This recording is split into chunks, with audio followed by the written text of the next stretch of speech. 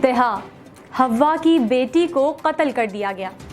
खबर दे रहे हैं आपको सियालकोट से, जहां समड़ियाल के इलाका में ससुरालियों के शदीद जुल्म के बाद बहू को फंदा डालकर कत्ल कर दिया गया। इसी हवाले से मजीद बात करते हैं अपने नुमाइंदे अंसर भट्ट से। जी अंसर, बताइएगा क्या तफसीलात हैं आपके पास? जी बिल्कुल, अफसोसनाक वाकया सियालकोट के मौजा रहीमपुर में पेश आया है। एफआईआर के मतन के मुताबिक वाला की रहायशी फातिमा गिलानी को ससुरालियों ने ज़दकोम के बाद पंखे के साथ फंदा लगाकर मार डाला है, जिसका मुकदमा मकतूला के वालिद की मदयत में थाना उगोगी में दर्ज कर लिया गया है। मकतूला के वालिद सैयद अब्दुल हसन का कहना है कि मेरी बेटी को ससुरालियों ने नाहक कत्ल किया है, जिससे वो खुदकुशी का रंग दे रहे हैं। वालिद ने डीपीओ सियालकोट से इस सारे मामले की शफाफ इंक्वायरी कराने का मुतालबा किया है, ताकि मुल्ज़मान को कैसे किरदार तक पहुंचाया जा सके।